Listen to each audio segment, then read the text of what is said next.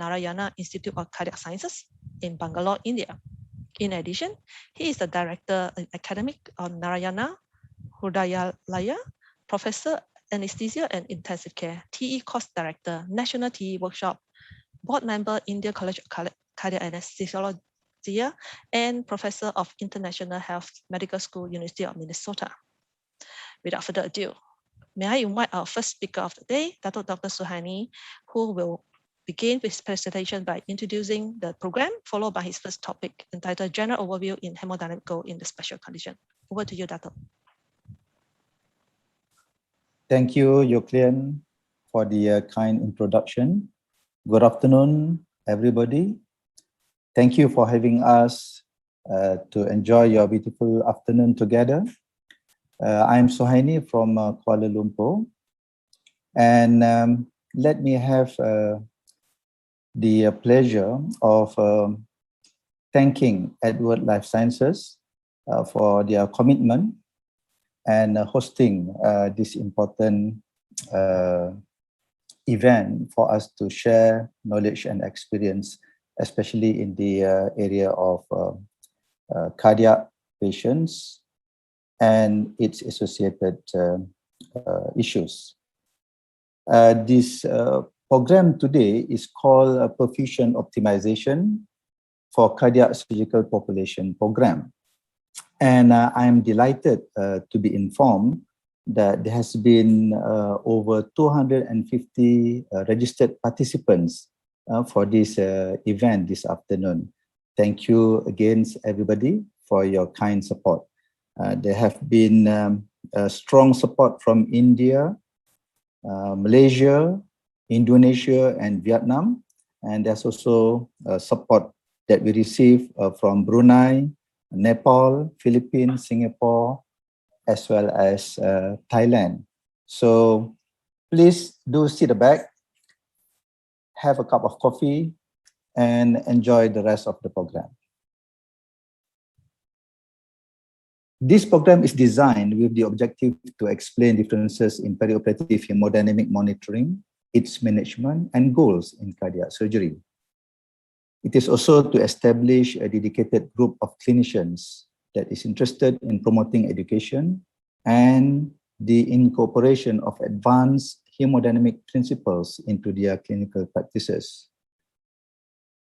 This is also to serve as a fundamental for the subsequent clinical advancement in hemodynamic monitoring.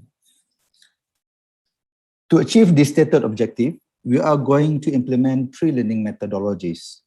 First, the live engagement sessions with the faculty members via the webinar series, like what we're having today, whereby the invited faculty will share their practical knowledge that is important for any practicing clinician.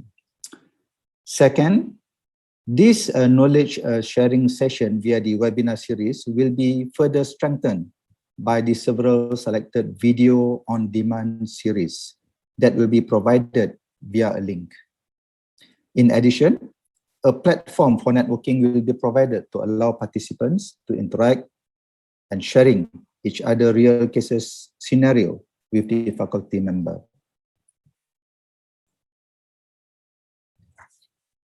The program is prepared to be delivered over 6 months duration and will be staged into 3 levels. The first level is fundamental. It consists of 1 live webinar and supported by 4 video on demand. The second level is intermediate, will be supported by 4 live webinar and supported by 9 video on demand. The last, which is the quality improvement achiever level, will be supported by 1 live webinar session. I am honored to be invited as the faculty member, and I would like to thank also Dr. Kanchi from Narayana Hospital, India, that has been kind to join me as the faculty to ensure the success of this program. As mentioned, this program will be executed over the next 6 months. This is a glance into the important dates that has been selected. I'm sure the host, Edward Life Sciences, will keep you updated on the highlighted dates and events. For the months of August, we have cardiac patients undergoing non-cardiac surgery. On October, we will have a perfusion optimization for cardiac surgery patient. On November, we will have TEE in cardiac surgery and mechanical circulatory assist device for failing heart. On December, we will have clinical case discussion. On January, we will have the New Horizon in hemodynamic monitoring. And on February, we will have the quality improvement in cardiac surgery. These are the list of the video on demands. I'm sure the list will be provided later on.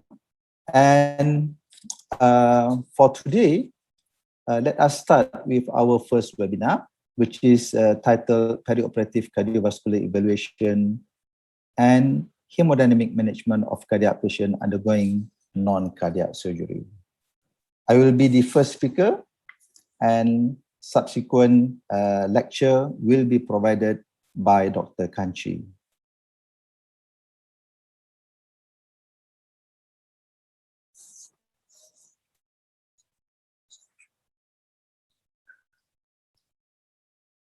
Worldwide, annually, there will be more than 200 million major non-cardiac surgical procedures, of which 1 in every 4 cases that undergoing non-cardiac surgery has a non-cardiovascular diseases. In addition to that, 1 in 20 will suffer myocardial injury, infarction, or cardiac arrest and death within 30 days of the operation. This perioperative cardiac complication after non-cardiac surgery account for 1/3 of perioperative deaths. Substantial morbidity, prolonged hospitalization, increased cost, and it affects prognosis.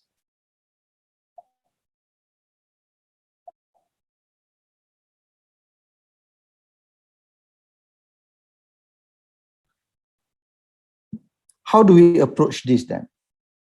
Instead of base our clinical decision making on the conservative cohort database, such as the Framingham model, we should then tailor our clinical decision on how to provide precision medicine. The evidence should be collected based on the population-based management using the large-scale database analysis. And this is what being done by the group of clinicians that has issued a statement on the guideline from the Canadian Cardiovascular Society in 2017. In this new guideline, there is a huge paradigm shift where there is a lot of emphasis on the biomarkers, emphasis on the perioperative monitoring of patient at risk, and aggressive management of cardiac complication. To look at a glance on the Canadian guideline, basically, if you have a patient that have history of cardiovascular diseases coming to your operating theater, you should then decide whether the surgery is emergency or elective. Under the emergency situation, nothing much that you can do, you have to proceed for the surgery. But then you are requested to monitor this patient with troponin for the next 72 hours and decide your subsequent management based on the troponin results. For the purpose of elective surgery, you need to do the assessment of the perioperative cardiac risk stratification. And if there is a significant risk, you have to do the pro-BNP. If the pro-BNP is high, you need to proceed with the troponin T measurement for the next 72 hours after the operation. If the pro-BNP is low, then you can discharge this patient back to their home.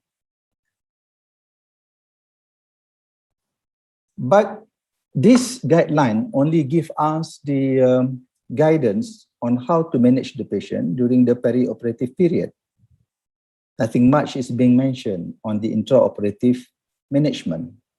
and leave us clinician in a vacuum, trying to understand how should we address a cardiac patient undergoing non-cardiac surgery. And therefore, it is my aim to touch a specific patient condition of cardiac patient undergoing non-cardiac surgery, to give an overview and to discuss the potential hemodynamic goals that we should achieve while managing this cardiac patient undergoing non-cardiac surgery. For those who have done a lot of cardiac surgery, especially the anesthesiologists, I'm sure the extensiveness of the coverage couldn't be covered within the next 20 minutes.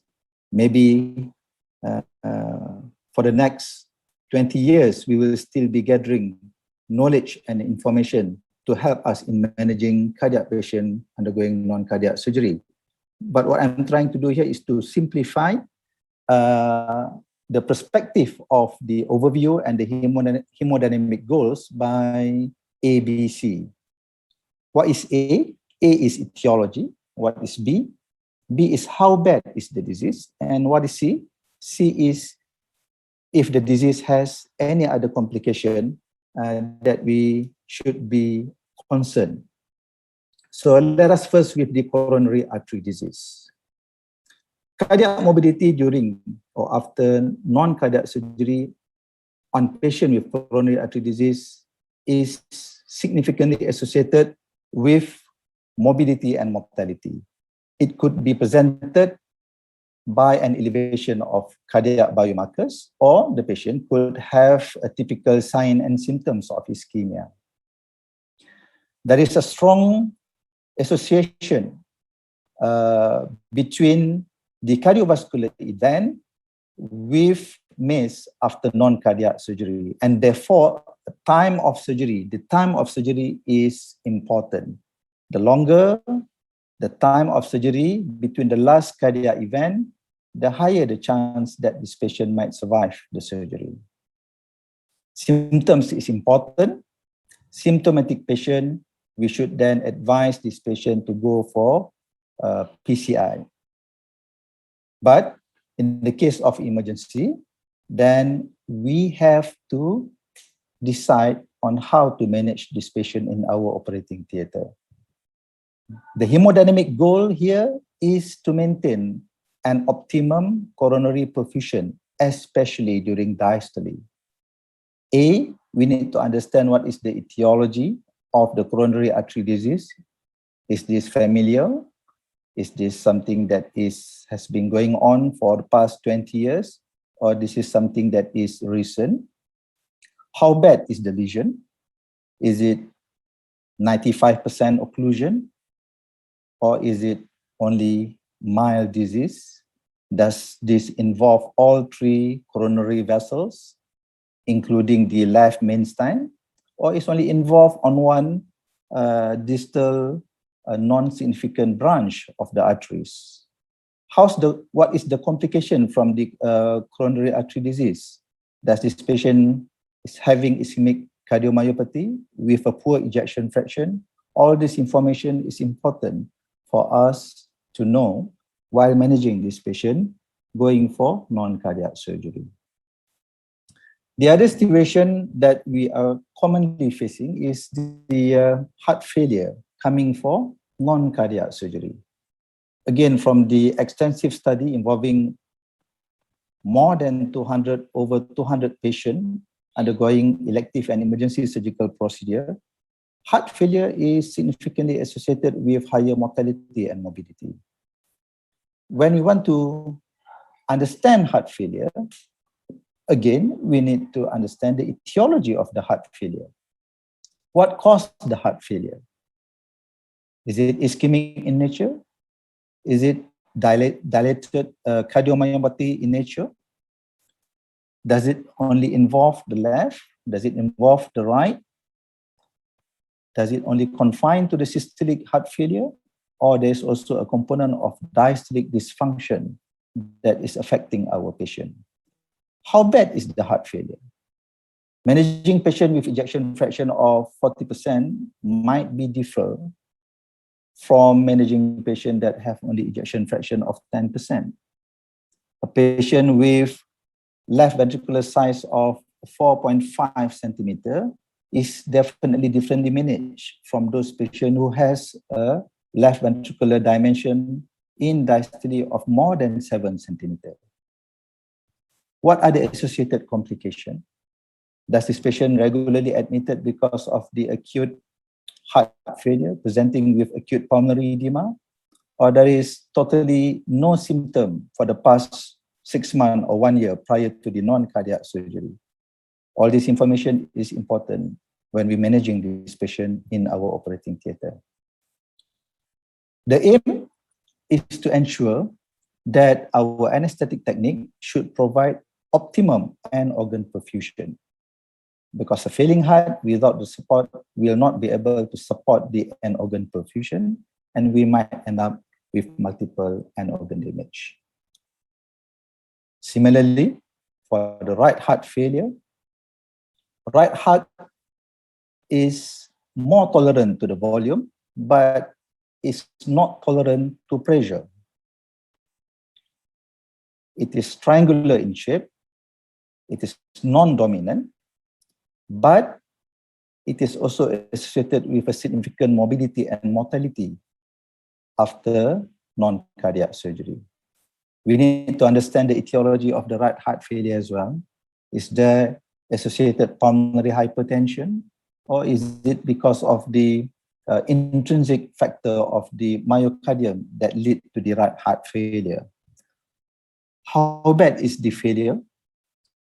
We can quantify this by understanding the echocardiographic parameter, understanding the TAPSE measurement, understanding the dimension of the size of the right ventricle, understanding the thickness of the wall, and understanding how bad is the tricuspid regurgitation if it is present. Complication of right heart failure will be including but not limited to liver dysfunction and bilateral severe ankle edema or even ascites. So how do we manage this intraoperatively?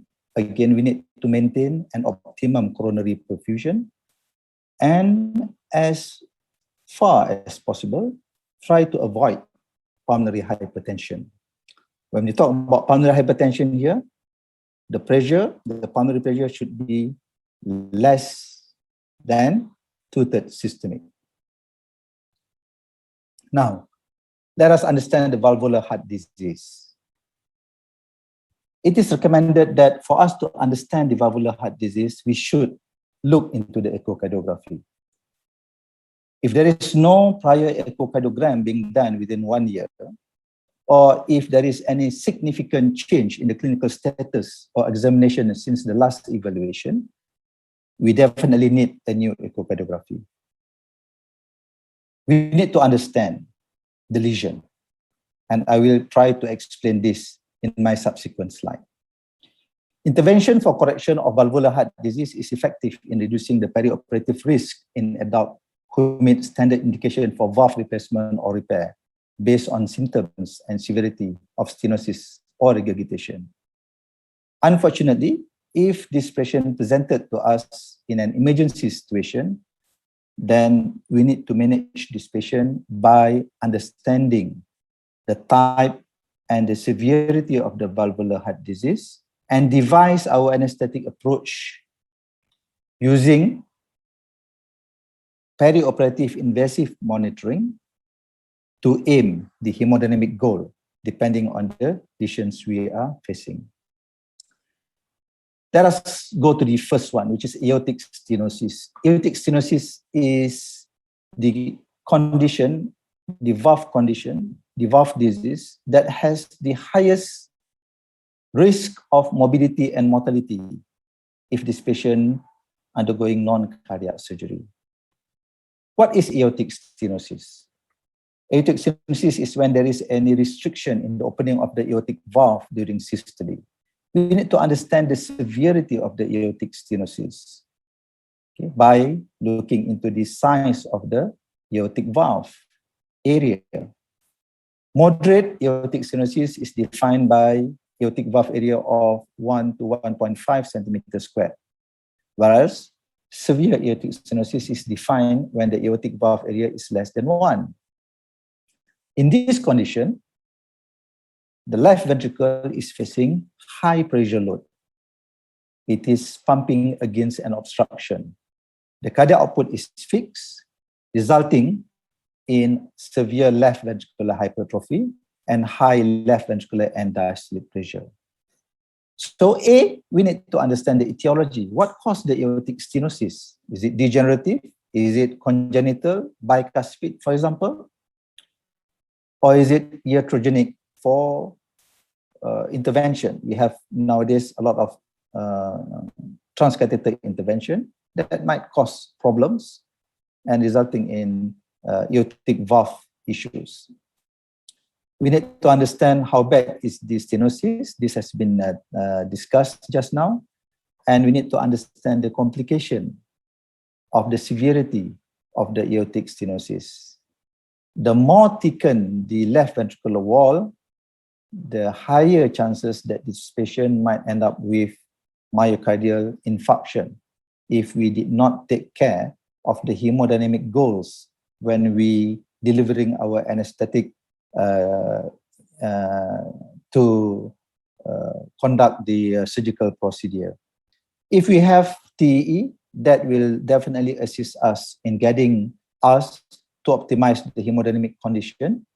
We have to aim for optimum cardiac output. We have to make sure that the coronary perfusion is optimized, especially during diastole, and you have to make sure that the cardiac output delivered by the left ventricle is enough for the end organ perfusion.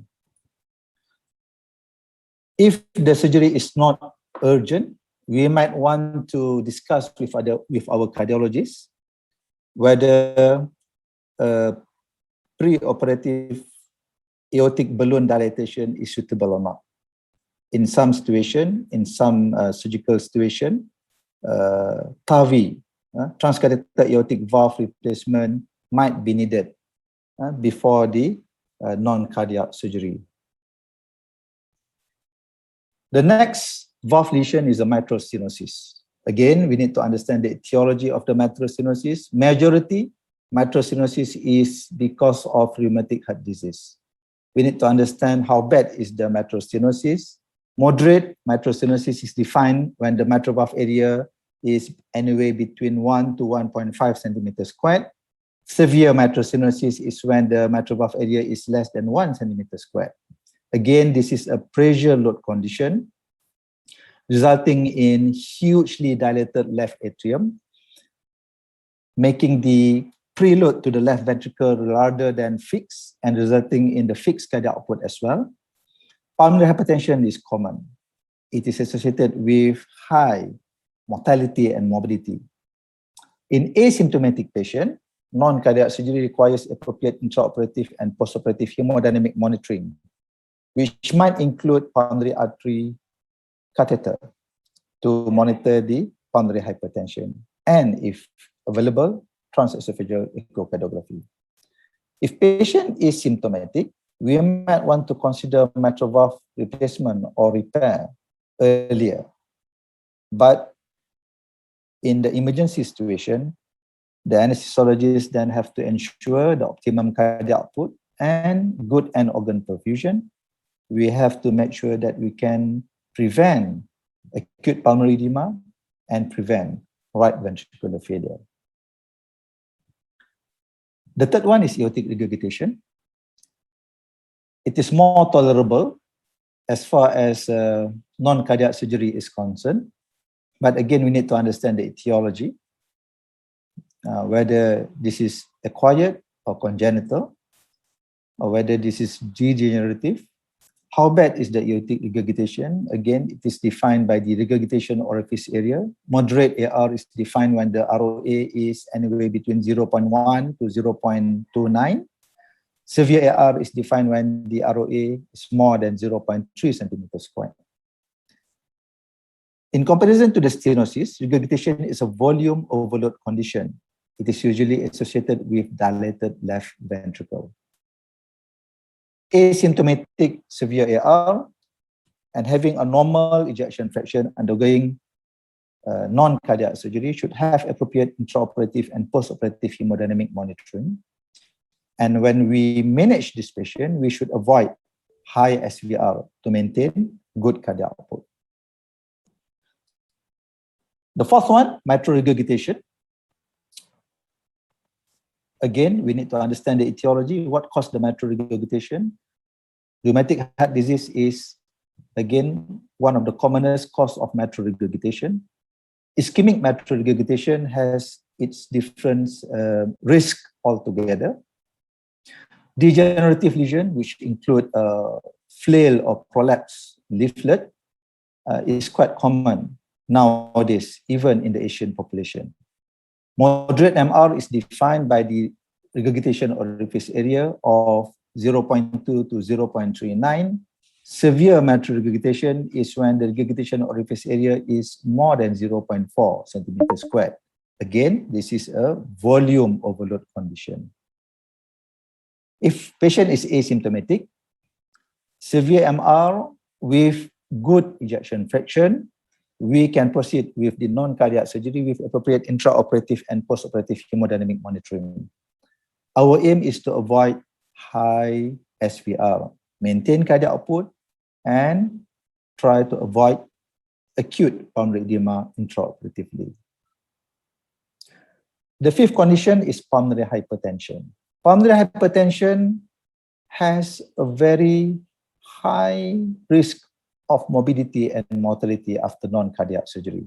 It could be primary pulmonary hypertension, or the pulmonary hypertension could be a secondary from any other form.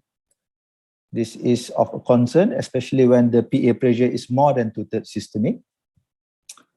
It might be associated with certain degree of RV failure, dilatation, or dysfunction. And patient usually presented with poor New York Heart Association class. If you were to do non-cardiac surgery for this patient, you need to have a good hemodynamic monitoring, including PA catheter. You have to optimize the blood pressure, support the right ventricle, good oxygenation, and good CO2 manipulation to avoid unnecessary raise in the pulmonary hypertension.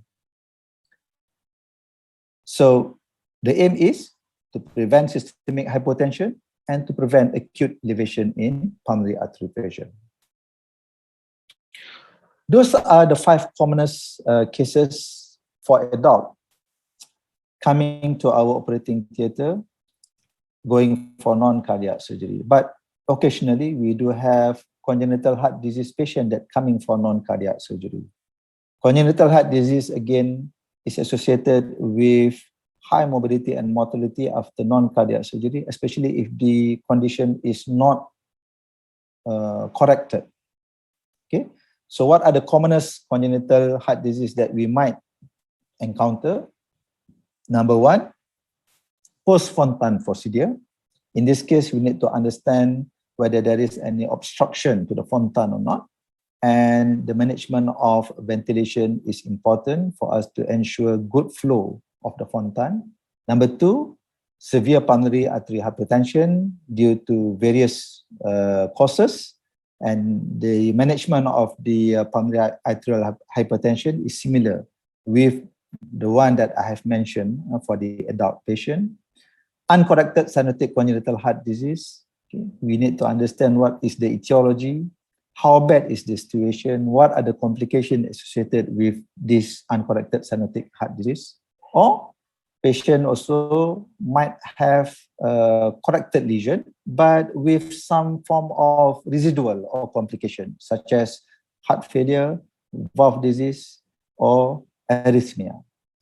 So in principle, when we are dealing with this kind of group of patients, we have to understand whether the lesion is causing the ventricle volume issue or is causing the ventricle pressure issue. And we need to manage this accordingly.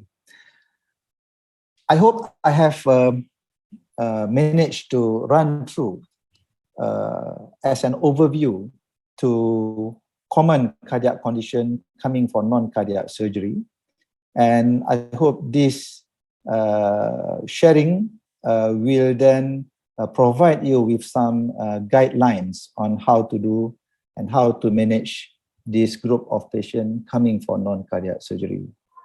I think I will end my presentation here, and I will pass the podium to Dr. Kanchi for his subsequent lecture. Without further ado, Dr. Kanchi, the podium is yours.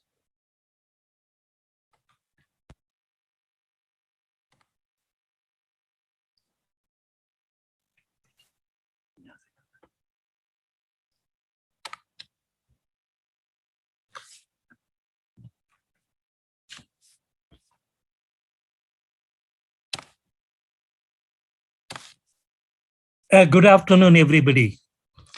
I'm indeed delighted to be a part of this webinar on cardiac patient for non-cardiac surgery. In the next 20 minutes, I'll be dealing with an algorithmic approach for a patient with cardiac disease coming for non-cardiac surgery. I'll just give a couple of, actually 5 case scenarios, which would make us think, what should we do? What can I do? Patient coming for elective cholecystectomy in a patient with ischemic heart disease. Patient with obstructed inguinal hernia in a patient with chest pain. Patient with lung carcinoma for bronchoscopy and thoracotomy in a patient who has a drug-eluting stent placed 3 months ago. Patient who needs a prostatectomy after having undergone coronary artery bypass grafting 2 years ago, or a patient with descending thoracic aortic aneurysm with ischemic heart disease, decreased left ventricular ejection fraction, and chronic kidney disease. So when we deal with such patients, we need to know, why should we worry about cardiac disease? And what is the pathophysiology of ischemic heart disease? How do we define myocardial injury in non-cardiac surgery and acute myocardial infarction? What should be our approach to a patient with cardiac disease coming for non-cardiac surgery? How do you risk stratify these patients? What should we monitor in these patients? How do you manage perioperative MI if it occurs in the theater or post-operatively? And what are the strategies for the cases highlighted in the first slide? And ultimately, I will end with the announcement of the International IACTA TE webinar, and I request you to join that. Coming to the first part, why do we worry about cardiac disease? This job has been, this fact has been highlighted by Dr. Suhaini very well. 1 in every 3 or 4 patients above the age of 45 years will have cardiovascular disease in the coming future. So cardiovascular disease is a leading cause of death in both developed and developing nations of the world. It's a true global epidemic. And this picture shows the statistics from the National Commission for Macroeconomics and Health in India. And on the vertical axis, we have the number of coronary heart disease cases mentioned in 100,000s. And we have on the horizontal axis, the year 2000, 2005, 2010, and 2015. And as you see, the coronary heart disease incidence has grown up in the last 2 decades. And what is more worrying is that in the age group between 20 to 30, that is the bottom white column, this population is also growing, which means that even if a patient is young, he might be suffering from coronary heart disease, which implicates that the chest pain in an younger individual should not be ignored, and it should be investigated for the possible associated ischemic heart disease or coronary heart disease. Coming to a couple of physiological principles, we should know that the heart is supplied by blood during diastolic phase. This is the systole, this is the diastole, and the blood flow to the coronaries occurs as a result of coronary perfusion pressure, which is the difference between the aortic diastolic pressure and the left ventricular end-diastolic pressure. And the second point we need to remember is what are the factors which influence the myocardial oxygen supply and demand. The myocardial oxygen supply is determined by the oxygen arterial content, which in turn depends upon the hemoglobin concentration, the saturation of arterial blood, and the position of oxygen dissociation curve, and how good is the coronary artery blood flow in terms of coronary perfusion pressure and the absence of coronary artery disease. On the demand side, we need to control the preload, afterload, contractility, and the heart rate. These are the factors which determine the myocardial oxygen supply demand. This is a physiological principle. Coming to the definition of myocardial injury and myocardial infarction, myocardial injury is just defined as elevated cardiac troponin values with at least one value above 99th percentile of the upper reference limit. And this myocardial injury is expected to occur in about 8% of patients above the age of 45 when they are undergoing major non-cardiac surgery. And this is a determinant of the outcome in terms of mortality and morbidity. Coming to the definition of acute myocardial infarction, acute myocardial infarction is defined as a condition where there is clinical evidence of rise or fall in cardiac troponin values with at least one value above 99th percentile of the upper reference limit when it is associated with one of the following clinical conditions, that is the patient complain of chest pain, or there are new ECG changes in terms of ST segment elevation or depression, or development of new pathological Q waves, or you have demonstrated regional wall motion abnormality by imaging techniques such as echocardiography, or you have demonstrated a coronary thrombus by angiography or at autopsy. So there are 5 different types of myocardial infarction which have been described. We will be dealing with type 1 and type 2 because this is what we are interested. Type 1 infarction is an infarction which occurs in a patient who has a stable coronary artery disease, but this patient has been exposed to abnormal stresses during the surgical procedure or preoperatively or perioperatively, which leads to the plaque rupture and accumulation of platelets, acute obstruction to the coronary artery, leading to acute myocardial infarction. This is the typical myocardial infarction. The second type of myocardial infarction is the one where there may not be any coronary artery disease, but just because of the heart rate has gone up or the blood pressure has gone down during the anesthetic management or surgical management, there is a acute imbalance in the oxygen supply demand, which predisposes the myocardium to myocardial infarction. If it is not treated promptly, it will lead to myocardial necrosis. So the myocardial injury after non-cardiac surgery is an elevation of postoperative troponin, which has an ischemic origin without other criteria of perioperative myocardial infarction, and this is prognostically relevant. Now coming to the, how do you approach these patients who have cardiac disease undergoing non-cardiac surgery? This is described in this 7-step approach to the perioperative cardiac risk assessment in patients undergoing non-cardiac surgery. This has been published in American College of Cardiology and AHA guidelines in 2014, and this probably is one of the best approaches which we can count upon. And this I have expanded into 2 different slides just for clarity. In the step 1, we need to determine, this was actually pointed out by Dr. Suhaini as well. First step, we need to know whether the surgery is emergent or it is elective. If it is emergent, the patients need to go to the theater straight away, and no further cardiac evaluation may be possible. And the patient, as he's undergoing the surgical procedure, the anesthesia has to be tailor-made to the requirement of the patient, which includes appropriate monitoring and estimation of blood levels of troponin and other parameters which need to be looked into. Here, we don't have time to prepare the patient for surgery because the patient needs to undergo surgery straight away because the surgery is limb saving or life saving.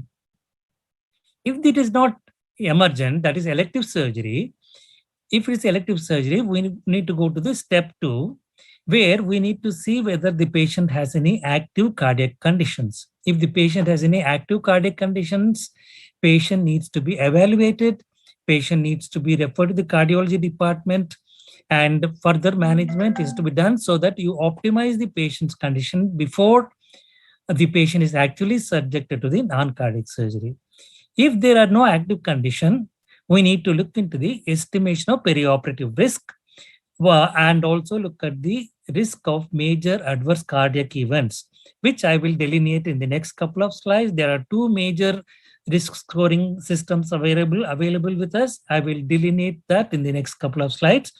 And if the patient comes under low risk category in the step 4, patient can undergo the non-cardiac surgery without any further evaluation.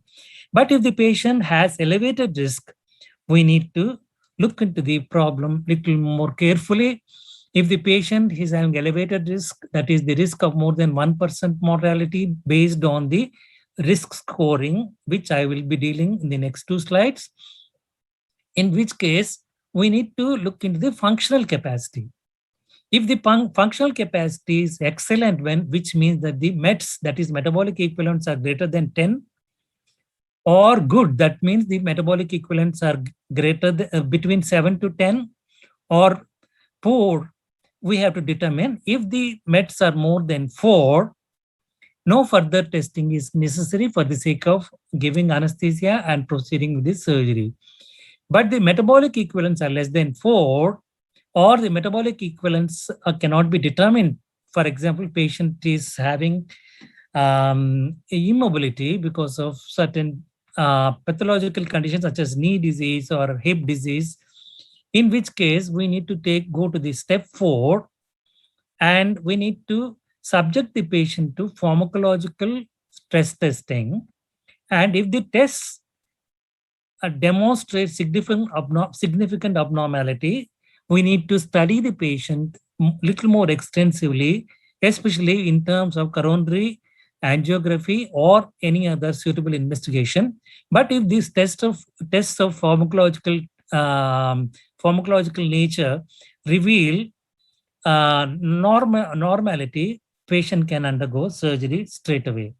Coming to the risk scoring, the 2 common methods are: one is the revised cardiac risk index, which includes 6 predictors: history of ischemic heart disease, history of congestive heart failure, history of cerebrovascular disease, history of diabetes needing preoperative insulin, history of kidney disease with creatinine more than 2 milligrams per deciliter, or the surgical predictor is the suprainguinal vascular, intraperitoneal, or intrathoracic surgery. If you add up all the risks depending upon the presence or absence, and if the predictors are 0, the expected risk of death or the major adverse cardiac events is 0.4. If there are 1 predictor, it is 0.9%. If there are 2 predictors, it is 6.6%. If there are more than 3 predictors, it is 11%. And also you can classify the surgical risk into low risk category or high risk category. If it is 0 to 1 predictor, it is low risk.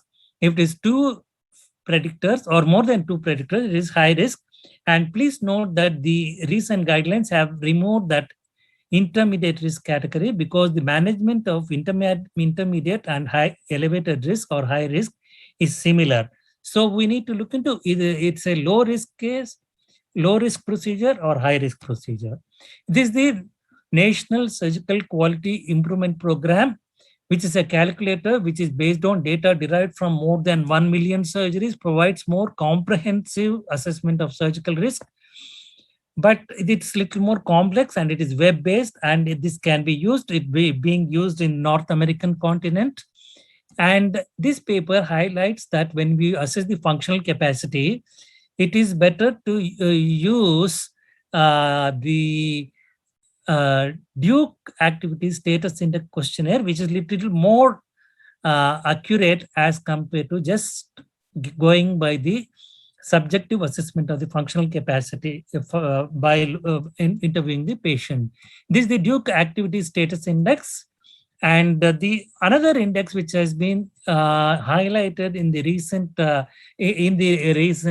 not exactly recent, in the last 10 years is the Gupta Myocardial Infarction Cardiac Arrest Index, which is used to estimate the risk of myocardial infarction or cardiac arrest. It includes high-risk patients who have been managed with current medical practices and surgical techniques. It includes 5 parameters. What is the type of surgery? What is the functional status? Is the renal function abnormal? What is the ASA class? And what is the age of the patient? Depending on that, this risk score has been found to have better discriminative ability and predictive accuracy as compared to the least revised cardiac risk index. And the role of biomarker has been highlighted in the Canadian Society, Cardiovascular Society recommendations. And this has been highlighted by Dr. Datto, Dr. Suhaini. So I'll skip on this. And a practical approach has been designed in patients for preoperative risk stratification. If you have a high-risk patient with RCRI, that is revised cardiac risk index of greater than 2, we might opt to do the biomarkers. And if the biomarkers are normal, that is cardiac troponin less than 0.014 nanograms per ml or the BNP less than 20 picograms per ml, patient can undergo surgery straight away. But if it is elevated, we need to look into the ventricular function by using echocardiography and cardiology consultation and the medical therapy optimization, and probably delay the operation until the troponin levels have come down to the normal. In the 2019 Journal of Cardiothoracic Vascular Anesthesia, we have suggested few modifications of the approach to non-cardiac surgery in cardiac patients, because cardiovascular disease is very rampant in Southern Asian countries, and bedside echocardiographic examination using handheld or portable ultrasound device is available in most of the major cardiac centers. And the idea is that we get baseline information and it may be useful in medical legal purposes. So what we have suggested is that in the step 1, we have suggested that before the emergency surgery is done in a patient with cardiac disease undergoing non-cardiac surgery needs emergency surgery, we should consider bedside ECG, chest X-ray, and echocardiography, which can be done fairly quickly. We do not need a detailed echocardiography report, but the valvular function, the ventricular function, and probably pulmonary artery pressure estimation in a quick manner, which can be done within 5 to 10 minutes with transthoracic echocardiography, and then subjecting the patient to the emergency surgery may be advocated because we have the baseline information, and then we can titrate the anesthetic management as per the needs of a given particular patient. And we also suggested that when we are progressing to step 2, the ECG, X-ray, and detailed echocardiography and review of drug history may be included. And in these progression from step 5 to step 6, we have suggested that include biomarkers to decide whether pharmacological or stress testing is needed. And the 4th suggestion we have made is that instead of pharmacological stress testing, we may use a coronary angiograph using CT scan. That is, the CT coronary angiogram can be done to determine if the patient has significant coronary artery disease. And if needed, then you can subject the patient to the traditional coronary angiography. These are the modifications we have recommended. This is we are looking forward to your comments on this. And coming to advanced monitoring, we may use a Swan-Ganz catheter or the transesophageal echocardiography in high-risk patients undergoing major surgical procedures which are of non-cardiac in nature. So what we have done is we have developed an algorithm for the choice of hemodynamic monitoring depending on what is the risk based on the revised cardiac risk index, what is the functional status, what is the left ventricular function, and as I said, the risk, is it a low risk or elevated risk? Depending upon the ventricular function and the risk and the monitoring device can be tailor-made to a particular disease, surgical procedure using this algorithm. And for example, if the patient is ejection fraction is 40 to 50, and the patient is undergoing elevated risk surgery, we have advocated use of direct arterial pressure, central venous pressure, along with a non-invasive cardiac output monitor such as FlowTrack. But if the patient's ejection fraction is less than 30%, this should read 30%, less than 30%. Undergoing elevated risk surgery, we have suggested advanced cardiovascular monitoring in the form of pulmonary artery catheter and echocardiography. Coming to the anesthetic considerations, use of volatile anesthetic agent or total intravenous anesthesia is reasonable for patients undergoing non-cardiac surgery. Neuroaxial anesthesia for postoperative pain relief may be effective to reduce perioperative MI in patients undergoing abdominal aortic surgery or thoracic surgery. Prophylactic intravenous nitroglycerin is not effective in reducing myocardial ischemia, but we need to monitor the patients carefully, and at the first sign of myocardial ischemia, we need to intervene and start intravenous nitroglycerin.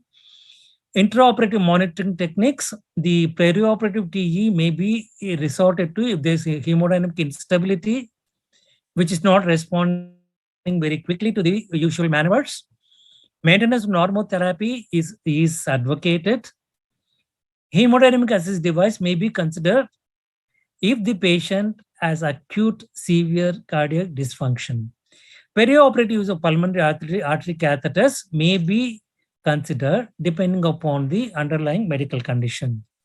Coming to the cases we have highlighted, patients who need, this is a flow chart to look into the approach. Patient with ischemic heart disease needs elective cholecystectomy. We need to look into this is elective surgery. So we have skipped the first patient probably has stable ischemic heart disease. First two steps of the approach are skipped, and we determine the risk. And if this becomes high risk because of the intracavitary surgery, patient needs open cholecystectomy and intracavitary surgery with ischemic heart disease. That means the RCRI is greater than 2. And we look at the functional status. If the functional status is less than 4, we need to do the stress test. And if there's significant coronary artery disease in terms of critical triple vessel disease or left main disease, we might have to consider cardiac surgery before subjecting this patient to non-cardiac surgery. Coming to the second case scenario, this is emergency. So it is in the first step and it is life-saving, and we need to subject the patient to the non-cardiac surgery. And because patient is having ongoing chest pain, we might also consider whether we can do a off-pump coronary artery bypass grafting in the same sitting. If you are in a good cardiac center, we might have to consider this. Or you have to probably, if you are in a smaller center, you might have to refer this case to a center where there is a facility for cardiac support, both in terms of cardiology and cardiac surgery. The third case scenario, the lung carcinoma with drug-eluting stent. Drug-eluting stent has been placed within 3 months, and the patient has to undergo surgery because we cannot wait any longer. The recommended duration of antiplatelet therapy, mandatory therapy, is 180 days. but this is a sort of semi-emergency. So we need to have a multidisciplinary approach involving the cardiology, anesthesia, intensive care, surgeon's viewpoint, and the patient preference all have to be undertaken. And the options mentioned here are we need to, because we need to take the patient without any further delay in terms of within a few days, we need to do the surgical procedure. The options available here is the bridge therapy with pyrophebine or cangrelor, or you estimate the percentage of inhibition, or you take the patient with platelets available. And the point I would like to make here is that the platelet transfusion before surgery prophylactically is not indicated. And if the patient bleeds on table, then we could resort to platelet transfusion, which means that we need to have platelets available when we are taking such patients. Coming to the fourth case scenario, patient undergone CABG 2 years back, prostatectomy, is a stable patient, and meds are more than 4. So the regional technique comes in handy here as long as you have taken care of the antiplatelet medications. And the last case scenario is patient with descending thoracic aortic aneurysm with ischemic heart disease, reduced ejection fraction, chronic disease, kidney disease. Patient should preferably go for endovascular stenting rather than a open procedure. Coming to the last bit of my presentation is what do you do if the patient has a perioperative myocardial infarction in the operating room or just after the cardiac surgeon? Just after the non-cardiac surgery. Patient has undergone major non-cardiac surgery and patient landed with a perioperative myocardial infarction. This can happen and there's a lot of confusion what to do. So this is a ready-made diagram to think about quickly what to do in such a situation. The treatment should be individualized depending upon the patient's age, comorbidity, and the life expectancy. If the patient is more than 75 years and a lot of comorbidities and life expectancy is within 6 months, we need not have to be very aggressive. We also have to consider, is the patient stable or unstable? And what is the nature of myocardial infarction?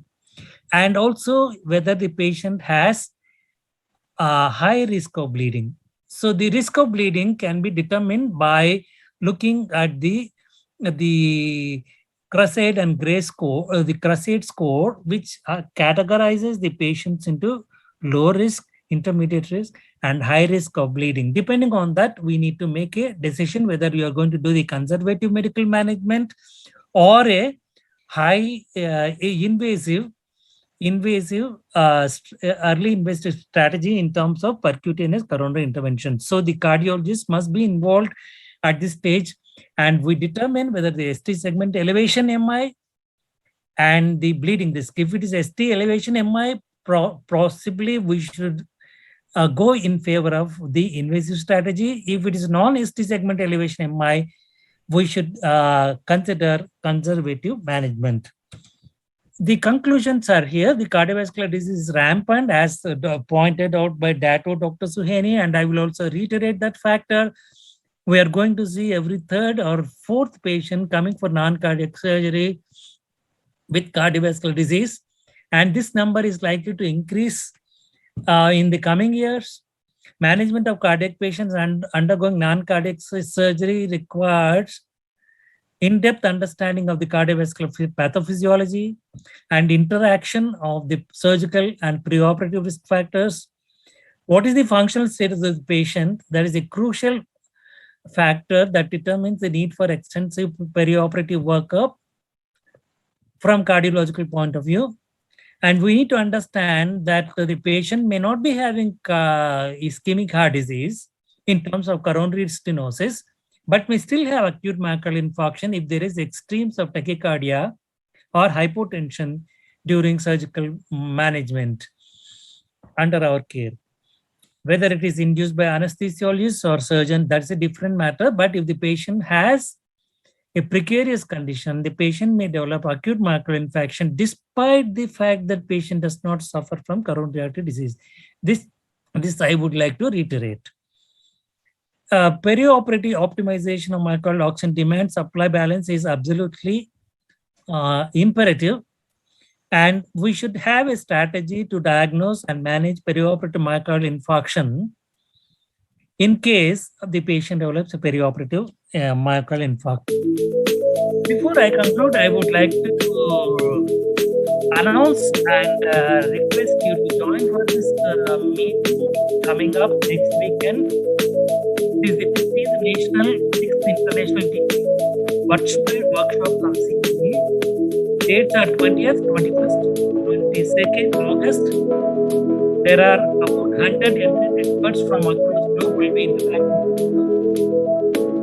And there are interesting features like golden plate contest where young researchers will be presenting their papers. And these are the links for you to register. With this announcement, I would like to end my talk, and I would like to thank you for your patient hearing. And we are looking forward to looking at the chat box to answer any questions. I hand over the podium to Dr. Dato Suhaini to moderate the question answer session. Yeah. Okay, Dato. Yes, you may proceed with the Q&A sessions. We have a question here that when we stratify risk of MACE for patients, the type of surgery, for example, major op, intermediate op versus minor op, from how I understand, major op is more than 5% death. So his patient in RCRI is 1, but going for major op is more than 1% of MACE, or do we solely use RCRI to estimate the MACE? I think this question is directed to me. Can you repeat the question? I didn't quite follow the question. Okay. When we stratify the patients for MACE, the type of surgery, for example, major op, intermediate op versus minor op, from how I understand, major op is more than 5% mortality. Yes. Yeah, if the patient is RCRI is 1, but going for major op, if this is a more than 1% MACE, or do we solely use the RCRI to estimate the MACE? Thank you. If the risk is 0 to 1, it is considered low risk. And if it is 2 or more, it is considered as elevated risk. And any procedure above the inguinal ligament, which is vascular in nature, or it is intracavitary, it means the intra-abdominal, intrathoracic, cardiac, or even intracranial. If it is intracardiac, that qualifies to be a risk predictor, and that will get 1 point. That would be my response. If it is only 1 point, it will be still, if the patient does not have ischemic heart disease, does not have diabetes, no cerebrovascular accident, no diabetes mellitus, no history of congestive heart failure, that patient will be considered as low risk from cardiovascular point. He does not have cardiac disease. Basically, there's no history of cardiovascular disease, no history of congestive heart failure, no cerebrovascular disease, no renal disease, no diabetes, but undergoing suprainguinal intracavitary surgery, that will be classified as low risk. And we don't need any further investigation for that. As far as the approach which has been delineated in 2014 guidelines, which is followed worldwide. Okay. Any add-on from Dato? Any opinion? Not from my side. I'm okay with the answer provided by Dr. Kanchi. Thank you. Well said. Thank you. I have a couple of questions that we've been posed earlier. Sorry that we run over time a little bit. Just maybe we pick up one or two questions. Yeah. For the audience, if you have any burning question, you may raise your hand and speak out. While waiting for that, Dato and Prof, I would like to ask a question: is what is the opinion on the role of spinal anesthesia in patient with IHT with EF of less than 30%? Is this question directed to me?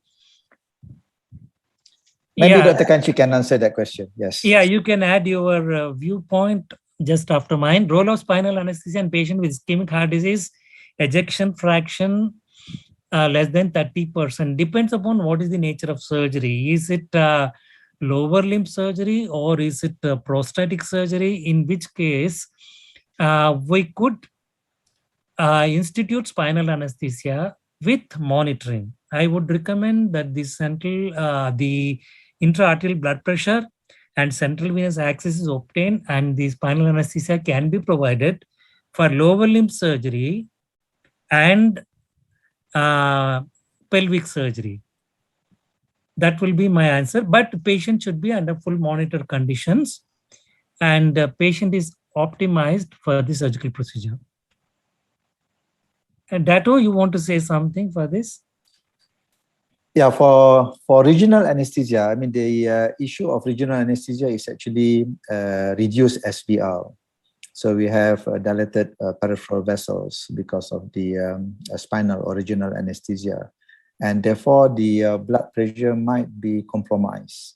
So it depends on the technique of regional that you are implementing. If you can gradually reduce the SVR under a proper control without affecting the sudden drop in the blood pressure, okay, the drop in blood pressure here is basically to maintain diastolic coefficient to the coronary.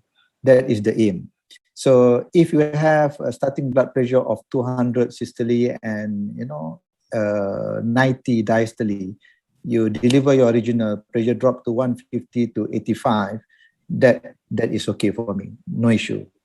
But if you start with a blood pressure of 200 over 95, you start your original, the BP drops to 100 over 45, that might cause an issue because you compromise the diastolic coefficient of the left ventricle. You need to address the sudden drop in the SVR. Okay, how do you address that? Sometimes the vasoconstrictor that we use overshoot.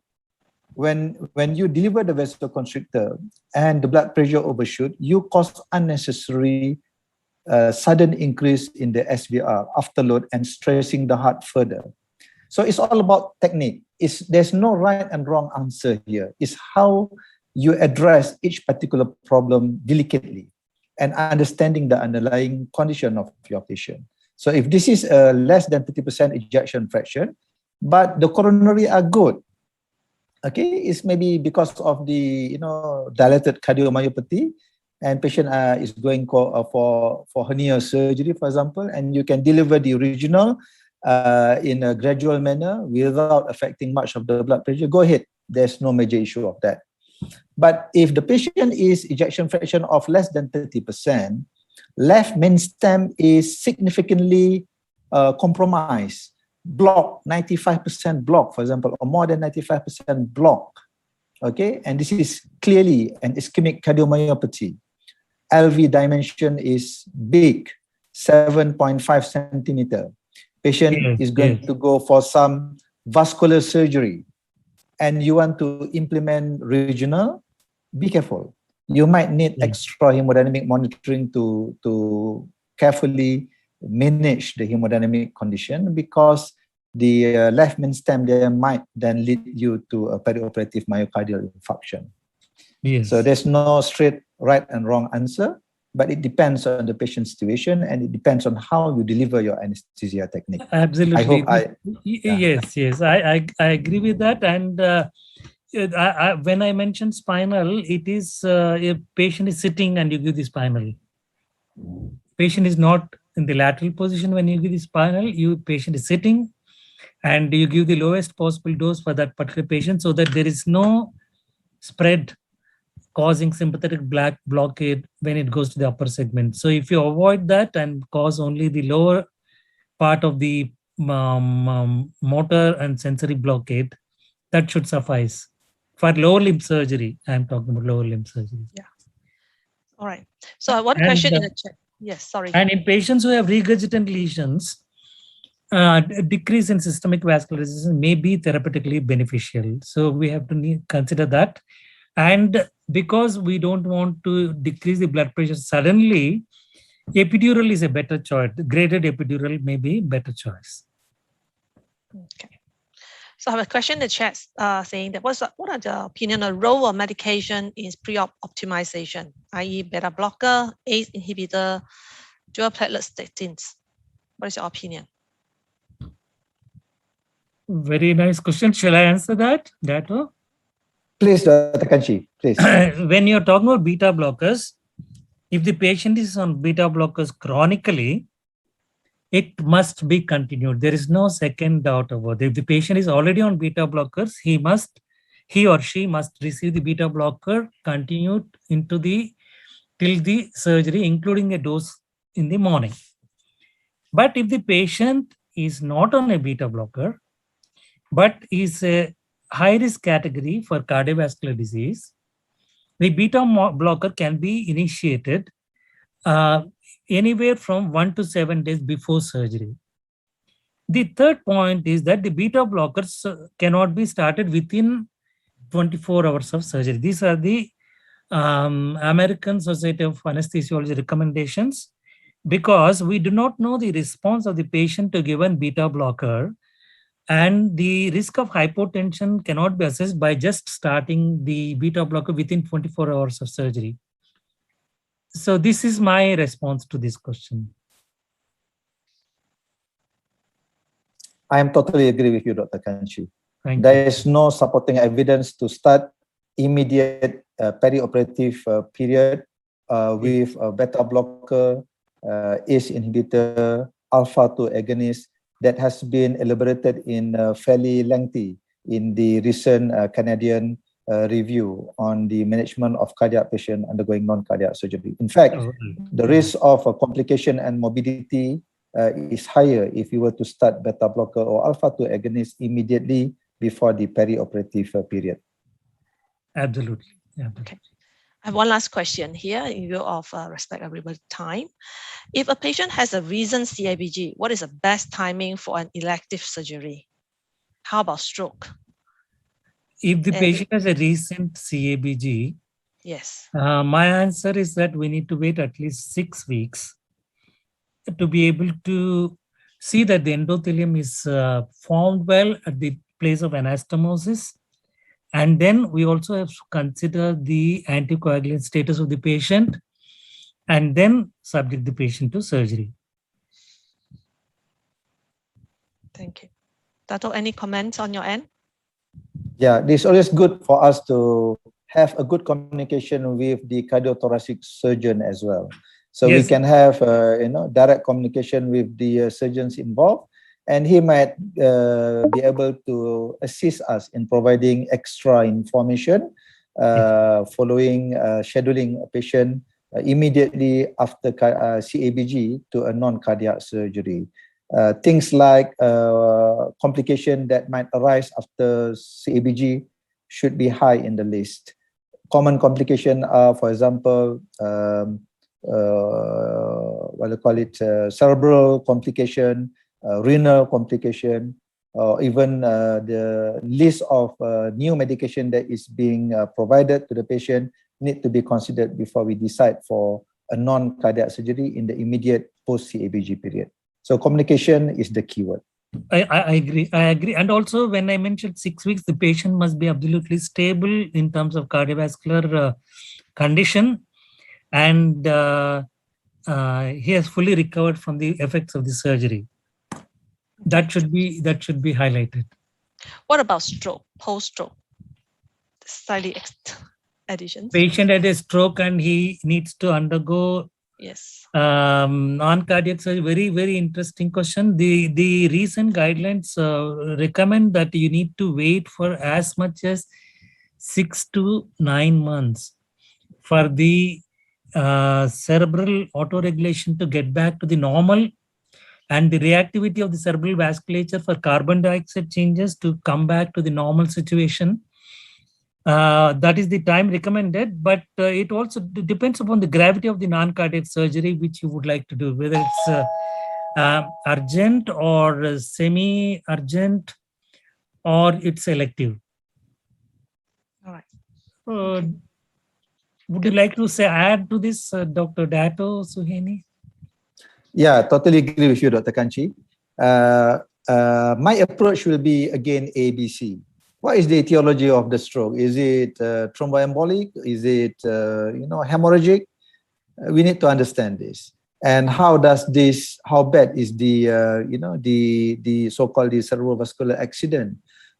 Which area involved, and what does the stroke complicates the overall other end organ of that particular patient, and what are the patient's medication on? All this will have to be played, in a considerable manner for us to decide for the subsequent non-cardiac surgery or any other surgery for patient post-stroke. Thank you very much. Your formula of ABC is wonderful. We can apply to any condition, looks like. Yes, indeed. It is very easy to understand. Circulation. Yeah. Just like airway breathing circulation. Very nice. Good. Thank you. Thank you. All right. Thank you, Dr. Kanchi. Yeah. I think it's very, very enlightening afternoon that we have from Dr. Suhaini and Professor Kanchi, and thank you very much for your excellent sharing. Yeah, I know we are just over time as we kicking off the introductory sessions as of today. I encourage everyone here to sign up for the program to continuous learning from us, and we look forward to chat and learn with you in the coming months. So finally, thank you all for your time joining us in this afternoon sessions. As you look into that, you in the chat box, there are 2 links there where you can click on it, and one is on the feedback. We honored appreciate your feedback to us, what we do well today and what area for improvement. In addition to that, there's a click box for you to sign up for the program. And in addition, we also will email the recorded webinar to you within next week. Thank you very much, and we look forward to see you again in October. Thank you very much to our panel faculty, Dr. Suhaini and Professor Dr. Kanchi. Thank you. Bye-bye. Thank you so much. Thank you. See you again sometime. See you again. Bye. Thank you so much.